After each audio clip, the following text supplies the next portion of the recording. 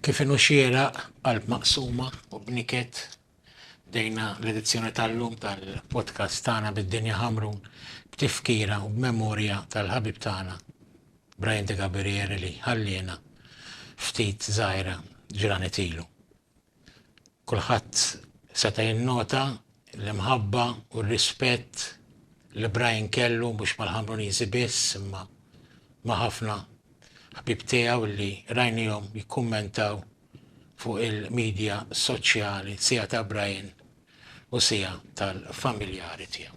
Naħseb il-koll naqblu ir-rispettu l-imħabba li Brian kellu minant diversi, ħanajt mijiet jekk mhux eluf ta' ħbib illi kellu Brian De Gabriele. Għal-ħamun ħajkun nuqqas kbir, għal-ħbib tiegħu ħajkun vojt kbir, nista' nimmaġina għal-familjari tiegħu illi żgur bħalissa għandhom bżonn ħafna u ħafna kuraġġ għax meta titlef persuna bħal Brian De Gabriele mhux faċli illi tirriplejsjah malajr. Anzi, hija impossibbli biex tirriplejsja nies bħal Brian De Gabriele. Noqqas tiegħu żgur ħajkun noqqas illi ħajnħass ma' ħafna u ma' ħafna. Allura kien tifkira ta' ċertu importanza li ftaħna dan il-podcast tifkira liħ fil-memorja tal-ħabib tagħna Brian De Gabriele. Nfakkar il daw kollha li qegħdin jarawna jekk jixtiequ jiġu jagħtu l-aħħar tislima lil Brian ħatkun nhar il-ġimgħa għal ħabta ta' statej u nofs fil-Knisja tal-Padrun li tant u tant kien iħobb San Gaetano. Wara dik l-introduzzjoni, naħseb introduzzjoni waħda mill-aktar introduzzjoni diffiċli li kelli nagħmel fuq kważi 40 sena ta' esperjenza ta' programmazzjoni fuq ir-radju u televiżjoni. Magħna nilqa' lill-head tal-medja tal-klabb lil Carlo Ciscaldi, għandna lil Victor, Head of Relations tal-klabb, u għandna lill-opinjonista Jeffrey Mifsud. Però qabel ngħaddu nitkellmu daqsxejn fuq il-partita, fuq ovvjament dak kollu li jorbot it-tim u l-klabb tagħna, nixtieq lilek u lil Victor tfakruna xi ftit f'memorji li kellkom ma' Brian Carlo. Ovvjament, Lewis, fattajja inti ġi mibsa ħafna għalina kollha, dana sa l-ġimgħa l-oħra konna qed nitkellmu ma' Brian ovvjament għal min kien jafu anka within the committee kien bridem daqsxejn polemikus, dejjem irid isaqsi, dejjem irid ikun jaf x'qed jiġri. Però Brian kellu xi ħaġa li anke ma taqbilx miegħu ma tista' tiġilet qatt miegħu għax kien ġenwin, kien iħobb il-Ħamrun ħafna minn qalbu u anke meta kellna ġieli kellna forsi xi battibekk l-għada taqbad titbatlu tajlu Brian minn dak li għadna m'hemm xejn għax hu kien bniedem daqsxejn ovvjament polemikus. Jiena jnina fil-Brian ħafna snin bħalkom niftakar 15-20 sena ilu Brian ħareġ bl-idea fi żmien meta ma kienx hawn il-mezzi li hawn illum li joħroġ magazine tal-klabb kull 3 xhur jekk minn isejjer żball minn għalija kien jismu Super Spartan jew xi ħaġa hekk. Kien jagħmlu flimkien ma' Supporters Club dak iż-żmien għax is-Supporters Club kienet għaqda vera l-qalbu. Flimkien ma' l-ħabib tagħna Geri Camilleri niftakar kien editur miegħu. U kien bniedem li dejjem jara kif ħajqajjem lis-support Ħamrunis f'mument ikraħ. Ma ninsewx li issa tnejxu żminijiet forsi li qed naħarsu lejn l-istands jkunu ppakkjati u kulħadd jippretendi li nerbħu. Għaddejna minn żmien ikraħ. Ġifieri Brian kien hemm f'dak iż-żmien. Niftakar il-Brian ukoll esperjenza personali flimkien Metjen Vella u miegħi konna norganizzaw ikliet f'kull soċjetà li hawn fil-Ħamrun. Gazin ta' fuq, il-gazin t'isfel, Antiljoċċa, il-Liberty. Konna nagħmlu dal-affarijiet propju l-ewwel ħaġa biex naqdu l-Ħamruniżi. U t-tieni ħaġa biex nixbru dik ix-xi ħaġa l-klabb biex ikun jista' ikompli mixi l qudiem. U Brian kien dejjem jara x'ħajvvinta biex kreattiv biex jgħaddi dik ix-xi ħaġa finanzjarja lejn il-klabb fi żminijiet ovvjament diffiċli. Ġifieri Brian jiena dejjem ħanibqa' niftakru bħala dak il-bniedem illi kien iħobb il-Ħamrun mod ġenwin. L-aħħar waħda fuq Brian għax nibda niftakar waħda wara l-oħra. Kien jitkellem miegħi biex jagħmel flok għal-festa ta' San Gaetano tal-Ħamrun Spartans.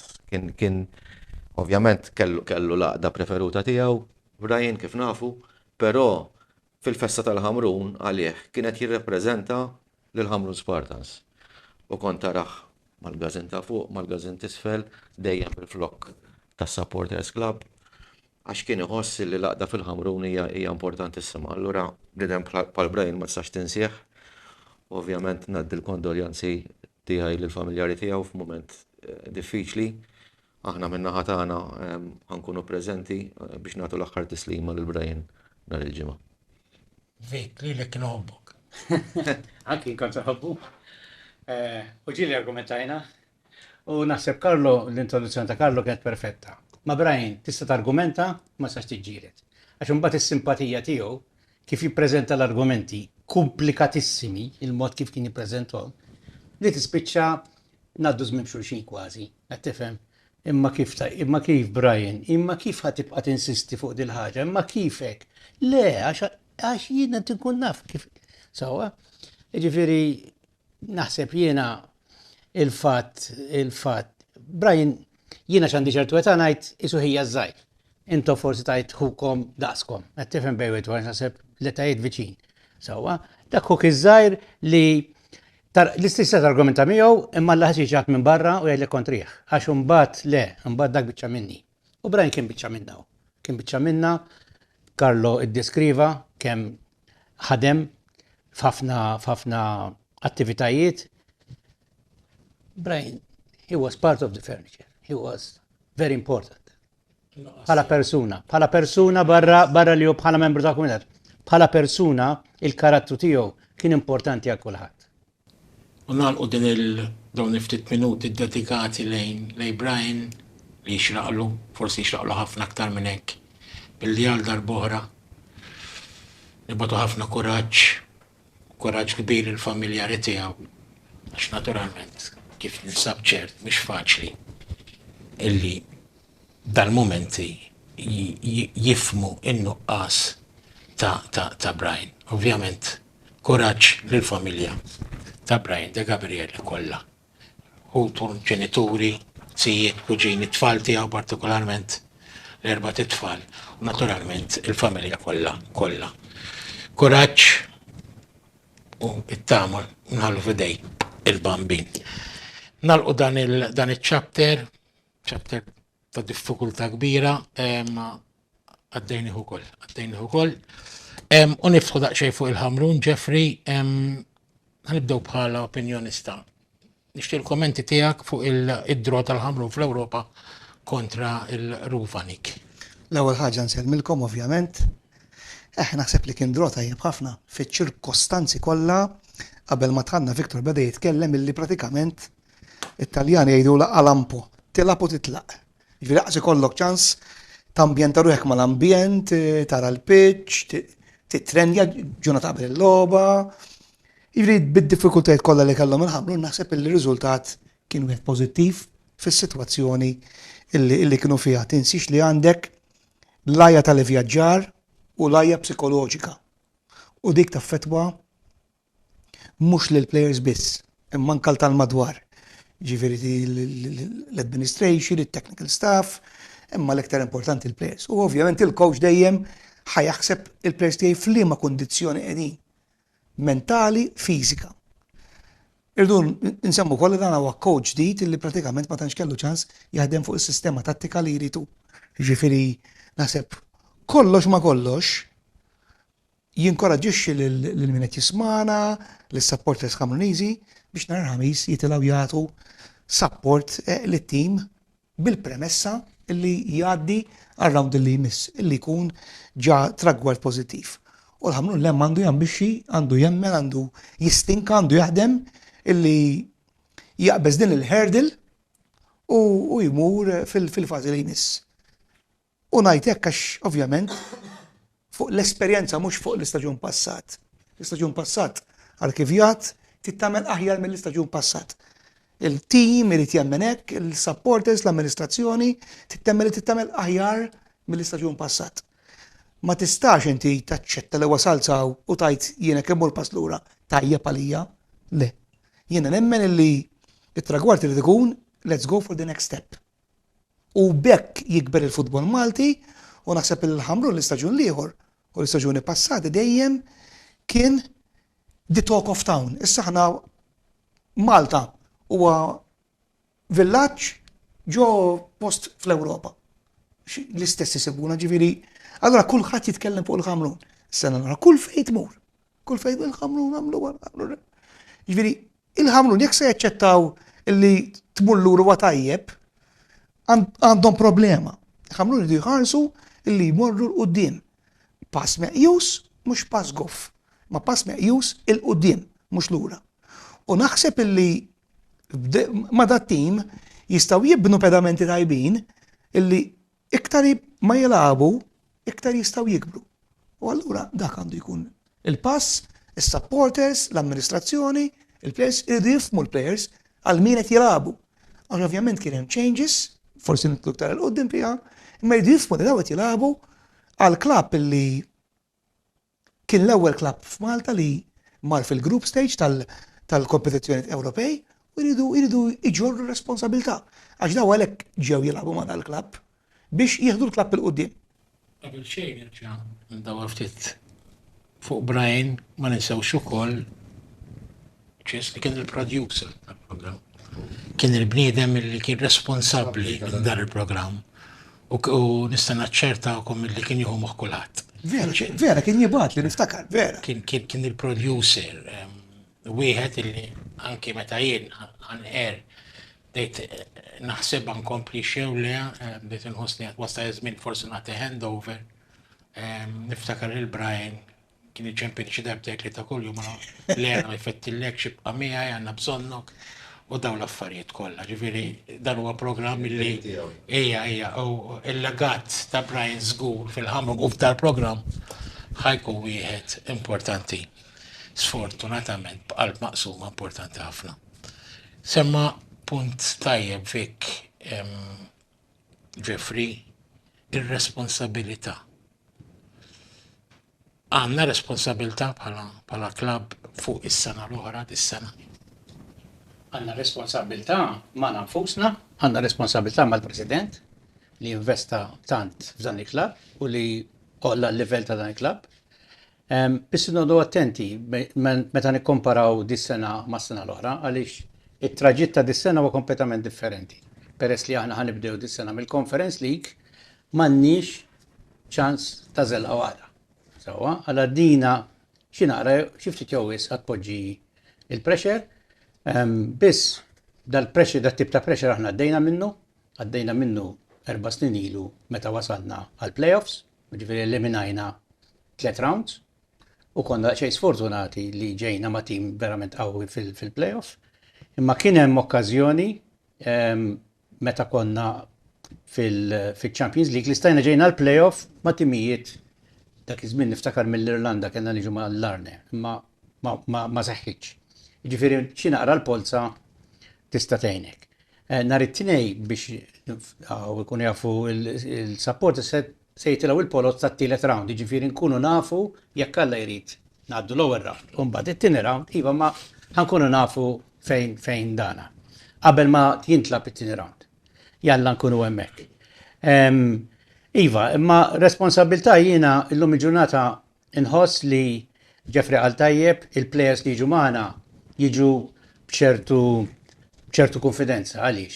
Għaliex jafu li għandna amministrazzjoni ambizzjuża, amministrazzjoni li tajt tagħmlu, sewwa, għax jien għandi niftakar, dana ma qalx sena u nofs ilu Joseph Portelli irid ngħaddi għall-gruppi, dan għal 5 snin ilu. Qed niftehmu, jiġifieri mhix xi ħaġa li ħolomha f'ġurnata u wasal għaliha, wasalna kollha flimkien għaliha. Sewwa, jiġifieri iva responsabilità hemm, diffikultajiet hemm, tumbati ħansibu, imma kif qed ngħidu, ma nibżax minnha u anki nħoss forsi iktar nitkellmu iktar quddiem li għandna tim b'saħħtu wkoll. Għabel xie għabel inkompli nirringrazzjaw l-Henry Bonello ta' snin li għamel maħna u nawguraw l suċċess mal-klabb il-ġdid tiegħu u nawguraw l-koll il-Misten Modika li s-sana l-oħra kien il-coach tat-tim daħħanna wkoll fil-kompetizzjoni tal-gruppi. Ovvjament illum madux coach maħna u xorta nawguraw l ovvjament suċċess fil-karriera tiegħu fil-futur. U nilqgħu lill-coach Sanderra. Vik, spjeganna ftit kif inhu l-coach ġdid. Fimni, il-coaches, il-riżultati ġudikawhom fl-aħħar mill-aħħar, biss li kieku xi ħin jew ieħor. L-onet ġa kien sar tentattiv biex jiġi Sanderra xi 3-4 snin ilu. Ġifieri mhux xi ħadd li huwa xi ħaġa kompletament ġdid għall-Ħamrun. It-tieni nett irridu ngħidu li fl-ewwel 5 snin ta' Joseph Portelli aħna ħadna 4 leagues u fallejnieh darba biss. U dik id-darba kien rebħu Stefano Sanderra mal-Hibs. Ġifieri il-kurrikulum tiegħu mhux aħna rridu ngħiduh, Malta kollha tafu. Jiena sirt nafu personalment, kont nafu mill-bot ħanajtek u dejjem kelli rispett leħ għax dejjem smajt affarijiet tajbin fuqu, imissa tinsir nafu mill-viċin u l-filosofija tiegħu u l-pożittività tiegħu jiena impressjonatni personalment. Kemm se jkun tajjeb? Ma nafux. Ir-riżultati jikkmandaw il-coaches, jiġifieri dina xi ħaġa ipotetika. Ma li kieku kont qiegħed barra mill-Ħamrun u xi ħadd saqsini jekk ħadd biddel coach il-min ħaġġib. Jiena ċertament kont ngħid inġib il-Sanderra. Kallu, ħandaw ftit l-alloċ lura, semmejna l-Ewropa. U int kont involut bħala head tal-medja tal-klabb fix-xogħol tal-medja kważi kollu li kien hemm x'involvi fl-4 xhur tal-kompetizzjoni tal-lig. Biex ngħidlek il-verità proset għax rajna t-tim tal-Ħamrun organizzat għaġeb.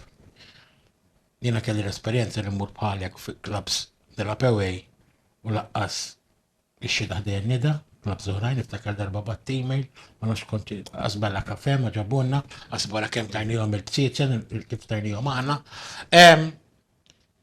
Kienet nixtieq terġa' tirrevedi ftit dik l-esperjenza.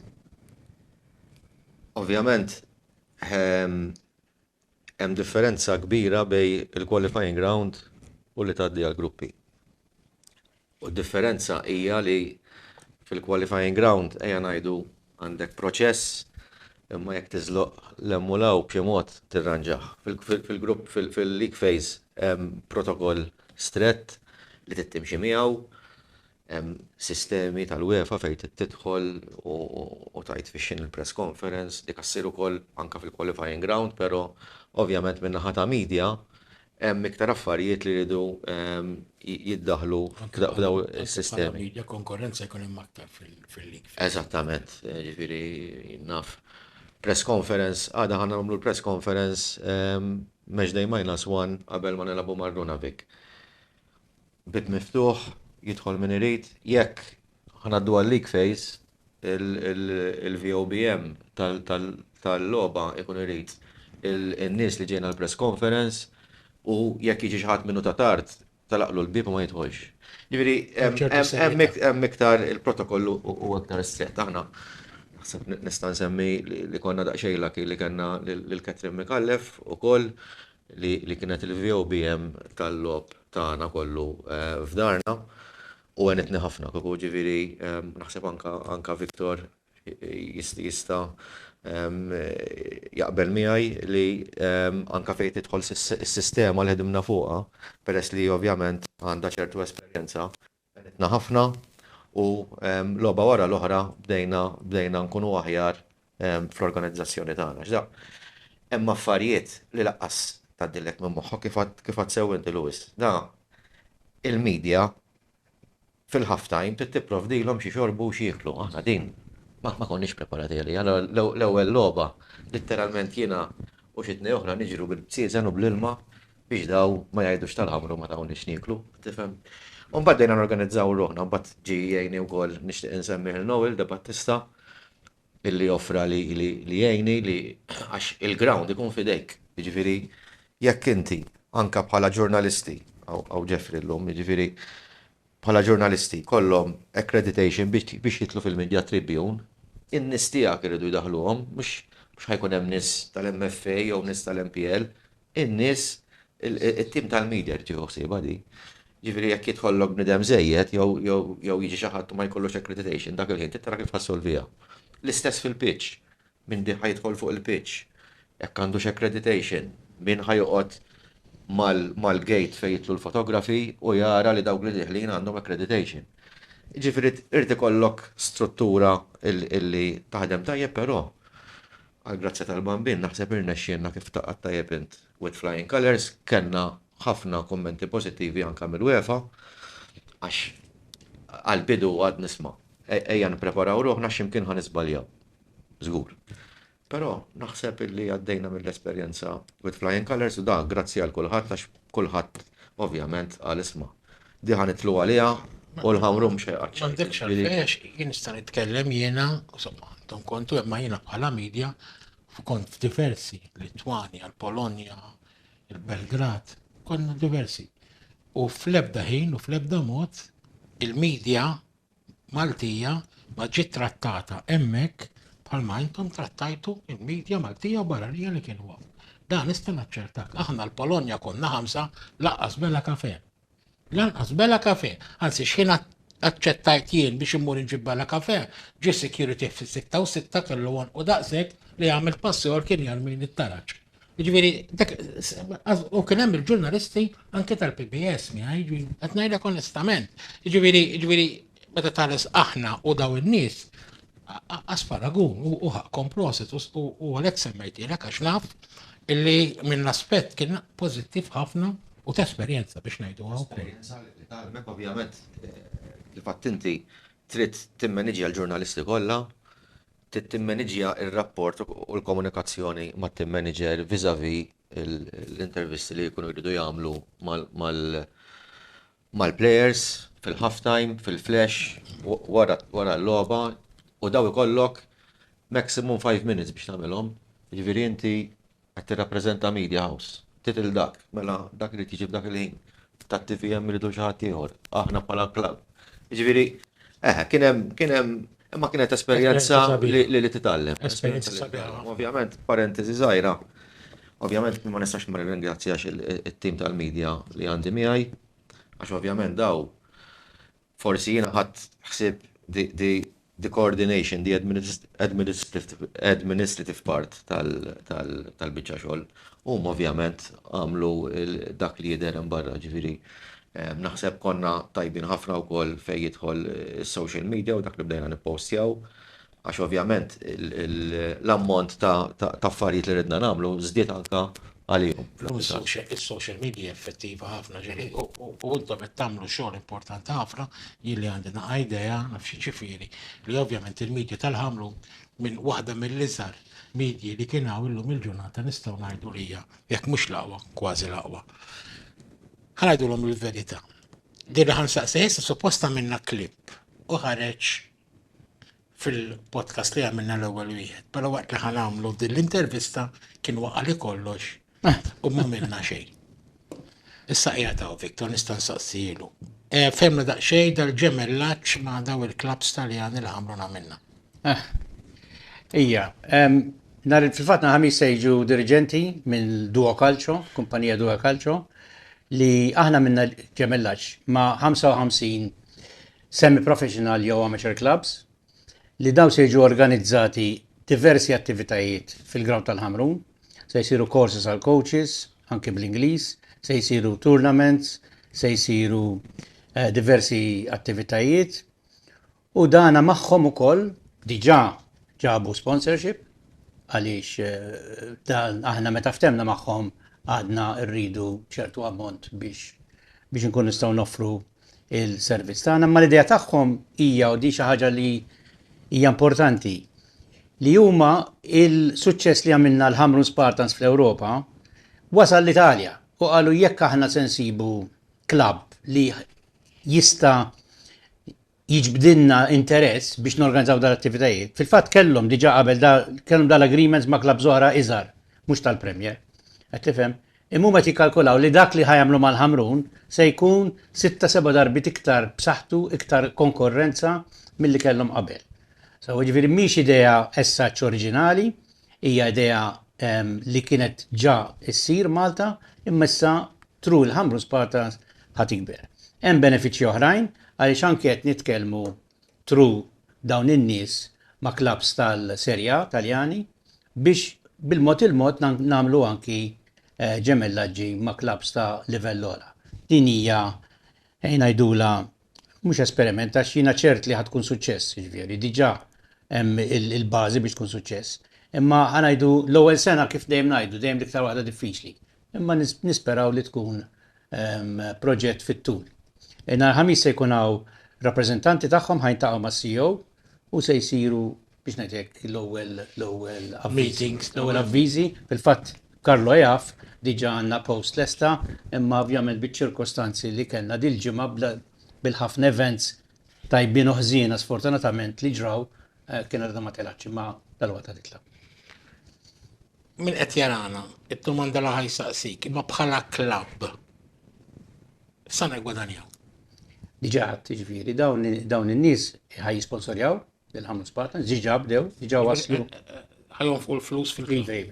Le, ġa waslu, ġa sar pagament, l-ewwel pagament, ġa sar l-ewwel pagament. Tajjeb. U hemm imwedin, mhux imwedin, miftemin bil-kuntratt pagamenti oħra u li qed nisma' li ġej nhar ħamis ukoll naħseb l-ammonti ħajżdiedu. Ovvjament mhux il-waqt li nitkellmu fuq ammonti, ma mhumiex ammonti negligible ta' huma ammonti. Missa spiegajtinna ħafna ħjar.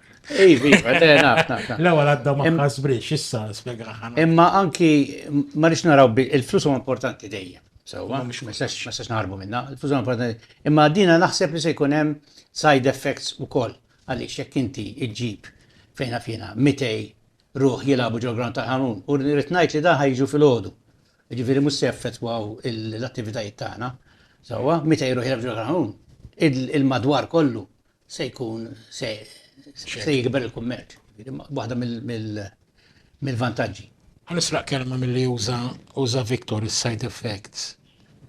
Veru għadna l-ewwel logħba, veru li kien hemm trauma biex waslu il-farru. Inti naħseb rajt tal-logħba. Rajt xi side effects mill-istaġun li għadda? Meta tajt side effects ġifieri jekk ġiġ carried forward għall-istaġuni li ġej. Diffiċli tajt għax ovvjament kellek players ġodda differenti, kellek iċ-ċentrali ta' wara, l-ismijiet għadni ma drajtomx, kellek il-laterali, il-left wing back, il-goal scorer, Bjornstad, jekk minn is-Sejsbad, Norveġis. Ovvjament kellek l-innes ta' ġej Grek, fl-opinjoni tiegħi xi ħaġa importanti, li reġa' ritorna lura fil-klan tal-Ħamrun, nitkellem hekk nostalġija. Għax ta' 16 sena id-debuttajnieh mal-coach Taljan, Fora Sassi. Fora Sassi kien għadu aslab mal-miners u lab mal-first team dak iż-żmien f'mument kritiku u pratikament dan it-tifel xal lit-tim u allura meta rajtu reġiġi lura mal-Ħamrun daqsxejn nostalġija daħlet li. Jiena Luis ma nħobbx inħares lura. Victor u Carlo prediċewni għax rrid insemmi li l-Ħamrun qiegħed fejn qed illum għax għandu l-esperjenza. Għadda minn fażi għal fażi għal fażi u għal fażi u kiber. Jiġifieri li tħares fuq is-sena l-oħra li jiena naħseb issa kienet esperjenza kienet talima minnha nnifisha.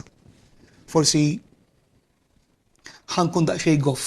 Jiena nħobb inkun kritiku imma jiena nħobb il-futbol Malti u l-futbol Malti ma nixtieqx nara fejn qiegħed. Irrid nara aħjar milli qiegħed. Għajjejt nara affarijiet li ma jagħmlux sens fil-futbol Malti, għajjejt.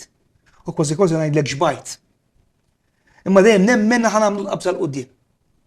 U naħseb jekk hemm klabb li jista' jagħmel l-qabża l-qudiem u dan ngħidha b'ċertu responsabilità u mhux għax xi persuna laqi għax meta ma qabilniex ma' Victor miegħek dejjem kont open, jekk hemm klabb li jista' jagħmel l-qabża l-qudiem huwa l-Ħamrun.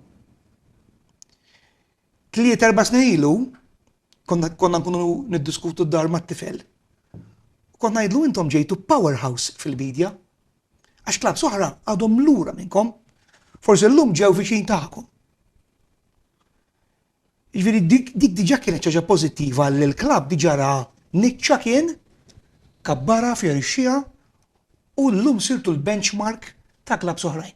Illum kulħadd jinvesti fil-media, illa għaliex going forward il-media qed tieħu over. Imma mhux biss, issa tgħid li kien hemm l-interventi ta' persuna individwali li forsi għajjem lill-klabb forsi u hemm aktar fis-sitwazzjoni. Imma il-Ħamrun jibqa' l-Ħamrun. L-era ta' Victor Tedesco, l-era ta' Joseph Portelli. Dejjem kien hemm nies illi forsi in between ikun hemm naqra mal-temp kif qal Victor, kif qal Karlo. Imma jien nemmen illi dak il-maltemp għandu ikun ta' springboard ta' qabża biex inti ma tħares lura, tħares il-qudiem.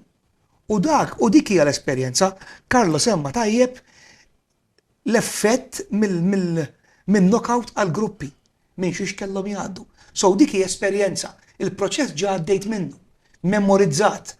Kil-bom minn irid terġgħu tiġu għal di sitwazzjoni ħatamlu aħjar. U jiena nippretendi. Victor semma affarijiet oħra.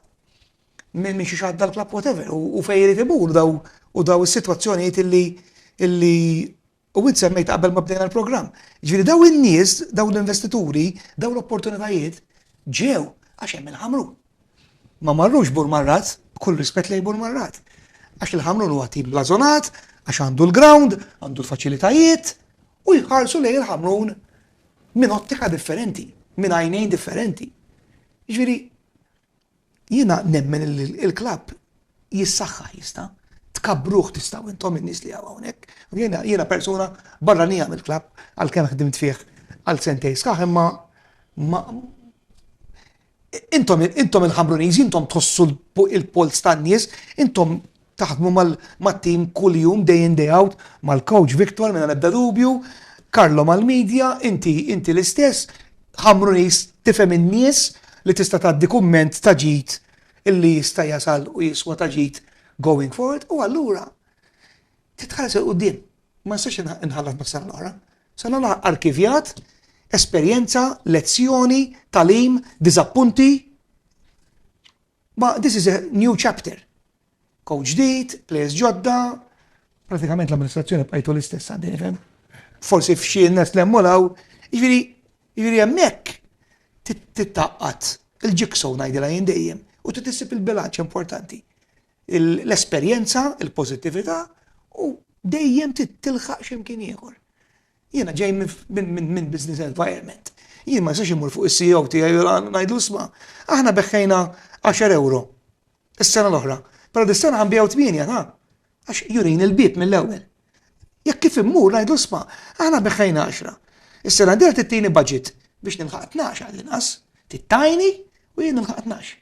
Imma rrid nkun committed. U to be fair mal-President Victor jista' jitkellem aktar ċar fl-AGM anki semma ċifra li żdiedet f'dak li huwa club budget per club. Mhux hekk. U smajt ukoll il-kap eżekuttiv jitkellem ma nafx fejn eżatt li qal li t-tim li rbaħna l-lig l-ewwel darba kieku għadna b'dak il-livell li kieku llum fit taħseb niġġieldu biex ma naqgħux. Le.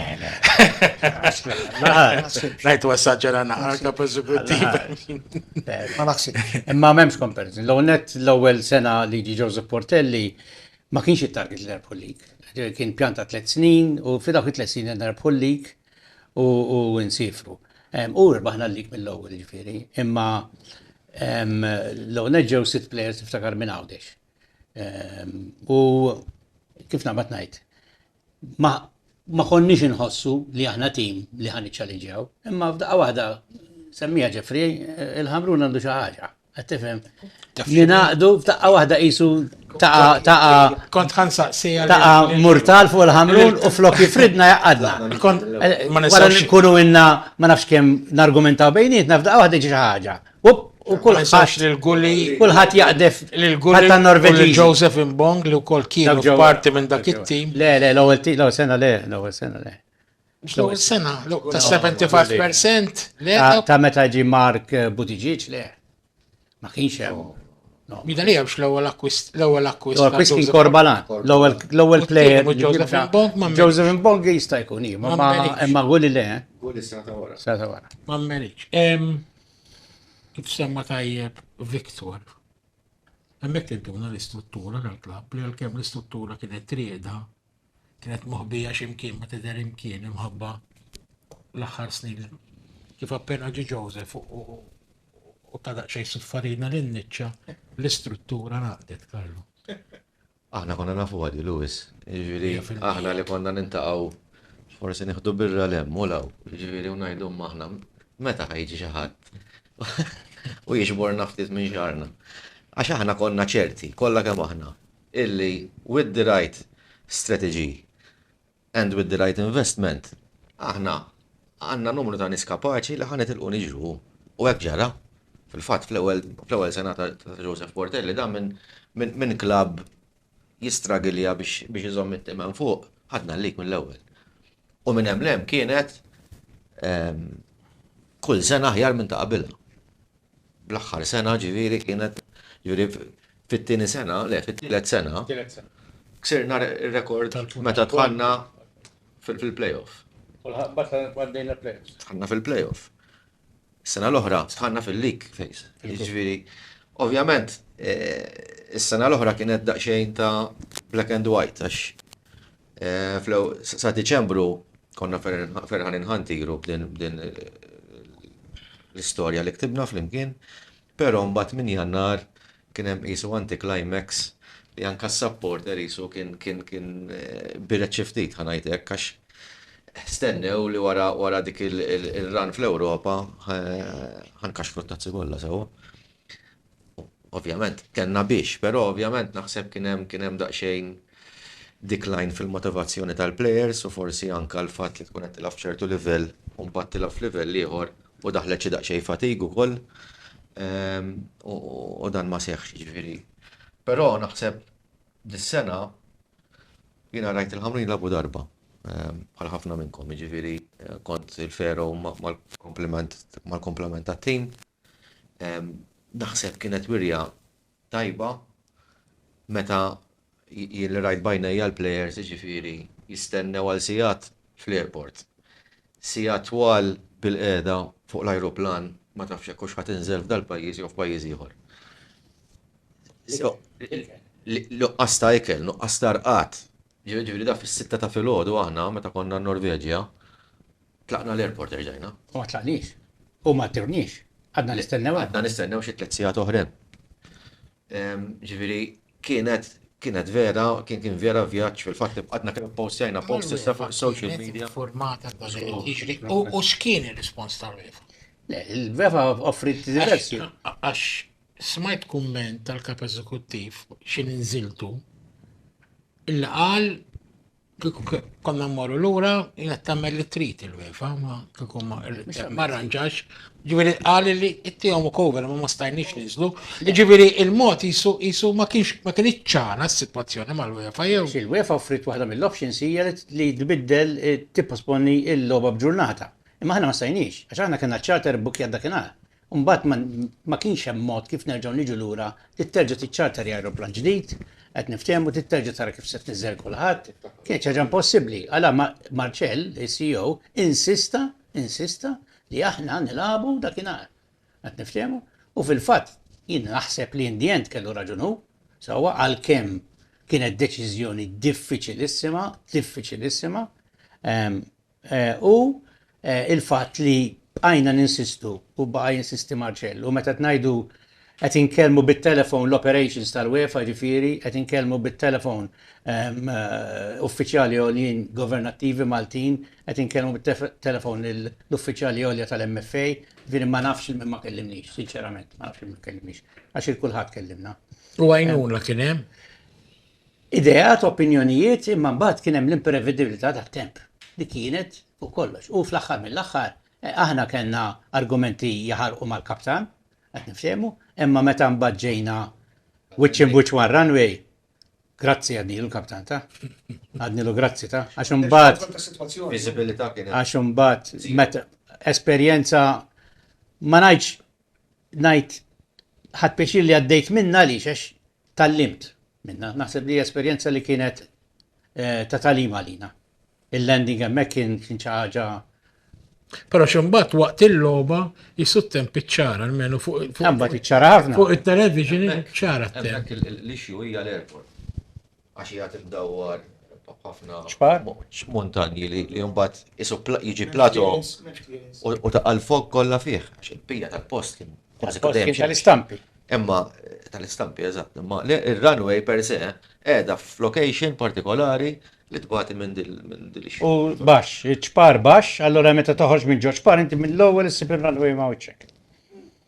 U għasira, runway Għasira għasira. fil-fatt fl-aħħar biċċa il-pilot kellu jawweġ naqra l-ajruplan, inżinna, ġviħna waqafna mawġin, mhux dritti, biex ma jeħdux in-naħa l-oħra. Insomma, esperjenza li kif qed tispjegawa tajjeb. Naħseb Le min Ma kien hemm tantx jista' nawgurawha, ma tantx nawgurawha nies. ħaqqhom grazzi wkoll u proset kemm l-amministrazzjoni, il-President Marċell, għax ovvjament da tħanna fi spejjeż enormi oħrana. Inżinna Norway, landing fees, accommodation ministra. Mħallsa xejn, accommodation oħra. U hemmhekk naħseb nistgħu ringrazzjaw il-Brittanja wkoll għax Kienu magħna ħin kollu. Kienu magħna ħin kollu għax daridna accommodation speċjalment għal-plejers u anke nies li nefqu l-flus biex jitilgħu magħna, ġifieri dan. Kanna kulħadd stranded aħna fl-ajruport ta' Norveġja, ġifieri. Imma għal-grazzja tal sibna soluzzjoni għal kollox, ovvjament, b'ammont ta' flus konsiderevoli. Naħa nistaqsi, kurzita, ir-referis waslu fil-ħin. Iva waslu. Il-referee inspector kellu problemi bħalna. L-inspector ta' referees. Għaw it-tardja bġurnata u nofs. Ma stax jinżel. Iva, imma l-referees u d-delegat tal-UEFA iva waslu fil-ħin. Dik ma tantxenet. Imma jkollok slots fil-ġurnata fej it-temp jiċċara. Mbagħad jerġa' Ma tinsiex aħna kellna ajruplan tagħna biex men inruħ ġo fih. Min persuna waħda, tlet persuni tista' tbiddel minn flight tmur foħra u forsi tmur b'ajruplan iżgħar u forsi qed tifhem, ma biex tmen inruħ ma tistax iċċaqlaqhom hekk. Da żgur li Kif ġipu l-ħaq. Da żgur. Irrid ngħid hawnhekk semmihom Karlo, is-supporters tal-Ħamrun huma xi ħaġa inkredibbli. Kenna madwar 25 ruħ li magħna 25. u kieku smajt wieħed minnhom igergel. xejn. Jiġifieri da. Kieku smajt ngħidha ċaru tont mhux li jissapportaw Ħamrun. Kieku smajt jgħid xi ħadd jgħid hawn fejn ġejt. Kulħadd grazzi ta' kemm qed taħdmu, nifmukom, proset. Avventura, Jagħmlu esperjenza. lek koraġġ ta' sur. Jeff, inti coach, coach jgħid, kont għandek parti fis-CV tiegħek Amrun ukoll. Però ħansaqsik xi ħaġa, x'qed tippretendi minn Sanderra nhar il-ħamis? Minna ebda dubju l-ewwel go huwa importanti.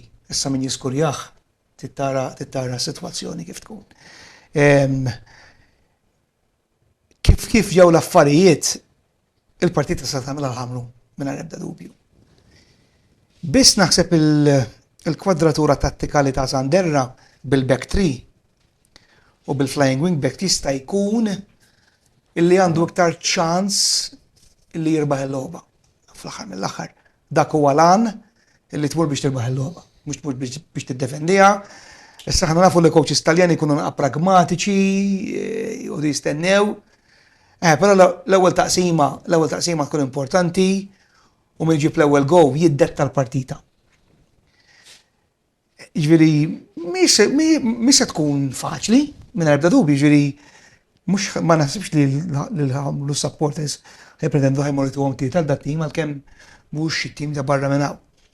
Imma għandek l-element ta' set pieces. Dom is-set pieces perikolużi. Semmejthom l-ewwel go ġie minn set piece u naħseb li daw il-ftit jiem li ħadem Sanderra mal-players nemmen li ħadem fuq il-kwadratura ta' set pieces minħabba żona illa li xemmek kien hemm daqsxejn ta' loose marking u l-plejer Olla waħdu fil-kaxxa ola waħdu hemmhekk nemmen li kien hemm nuqqas ta' ovvjament il-plejer li kien l-aktar viċin il-goal scorer. Li dawn huma sitwazzjoni illum il-futbol tant kemm inbidel. Illum is-singolu jirebħek il-partita. Fit-tajjeb u fil-ħażin. Għax hekk is-singolu skurja, imma s-singolu tiegħek ma ddefendix, telfek il-partita. Se tgħid ħadd tfittex dal-affarijiet, illum il-futbol sar id-dettall, il-moment, il-ħin. Ġifi dawn huma affarijiet li da.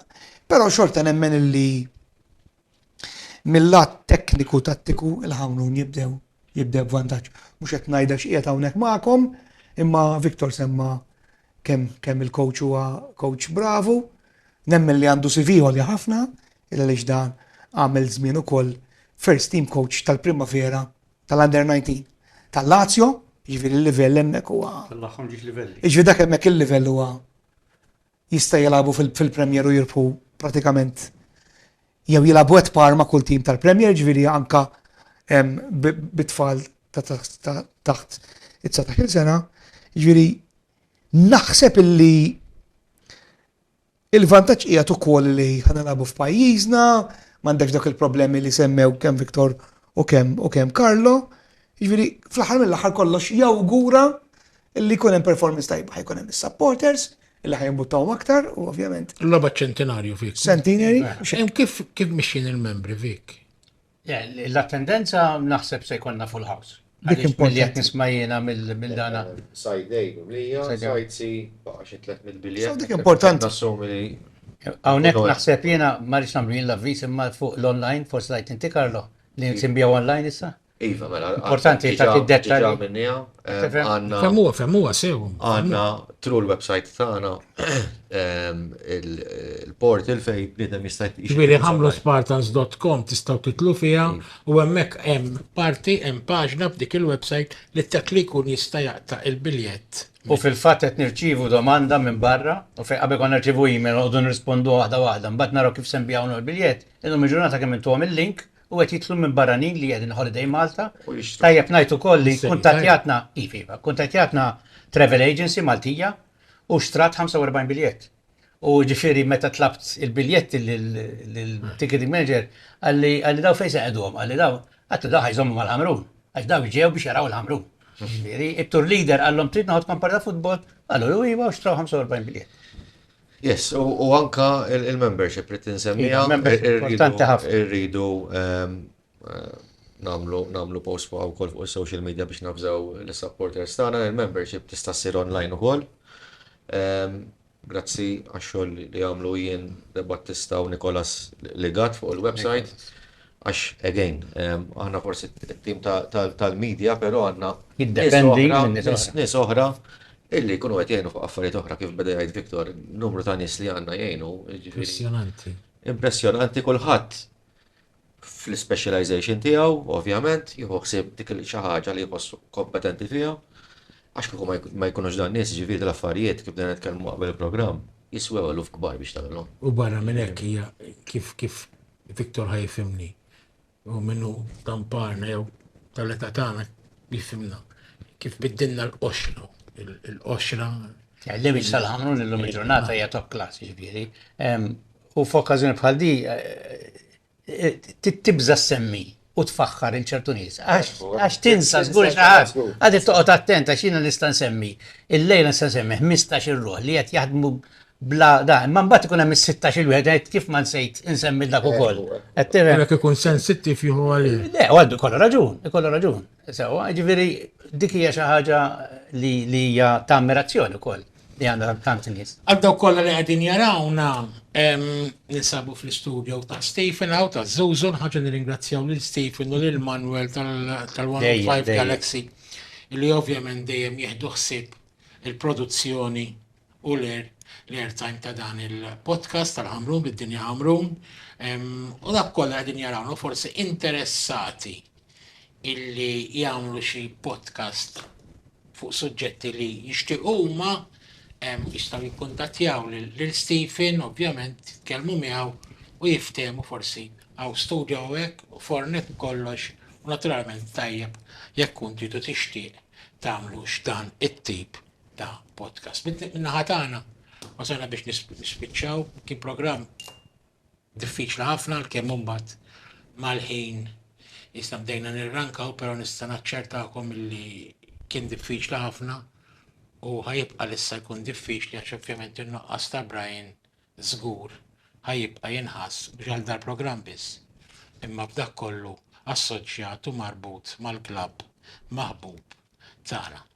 Grazzi lil Karlo, grazzi lil Viktor, grazzi lilek Jeff, passoltu li kultant noqgħod naqalak tiġi tajt erba' kelmiet magħna, però hu pjaċir nisma' l-veduti tiegħek għax mhumiex veduti biased, huma veduti fejn jkun hemm il-verità ħatajda. Minna ħatana good luck għal-ħamis jekk il-bombi irid, funeral